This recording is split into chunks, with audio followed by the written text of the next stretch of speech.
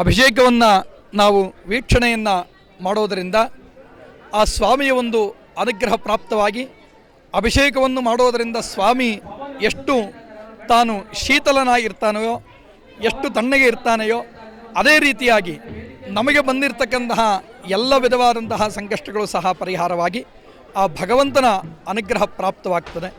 ಆ ಅಭಿಷೇಕದಲ್ಲಿ ಬಳಸ್ತಕ್ಕಂತಹ ವಿಶೇಷವಾಗಿ ಹಸುವಿನ ಹಾಲು, ಮೊಸರು, ತುಪ್ಪ, ಜೇನುತುಪ್ಪ, ಸಕ್ಕರೆ, ವಿಶೇಷವಾಗಿರ್ತಕ್ಕಂತಹ ಅಷ್ಟದ್ರವ್ಯಗಳು, ಗಂಧ, ಅರಿಶಿನ, ಕುಂಕುಮ, ರುದ್ರಾಕ್ಷಿಗಳು, ಈ ಎಲ್ಲಗಳಿಂದಲೂ ಸಹ ನಾವು ಅಭಿಷೇಕವನ್ನು ನಾವು ವೀಕ್ಷಣೆಯನ್ನು ಮಾಡೋದರಿಂದ ನಮ್ಮ ಸರ್ವ ಪಾಪಗಳು ಸಹ ನಶಿಸುತ್ತದೆ. ಅದೇ ರೀತಿಯಾಗಿ ಕಲ್ಯಾಣೋತ್ಸವವನ್ನು ನಾವು ವೀಕ್ಷಿಸೋದರಿಂದ ಆ ಕಲ್ಯಾಣೋತ್ಸವದಲ್ಲಿ ನಮಗೆ ಎಲ್ಲ ವಿಧವಾಗಿರ್ತಕ್ಕಂತಹ ಸನ್ಮಂಗಳಗಳು, ಎಲ್ಲ ವಿಧವಾದಂತಹ ಕಲ್ಯಾಣಗಳು ನಮಗೆ ಪ್ರಾಪ್ತವಾಗ್ತದೆ.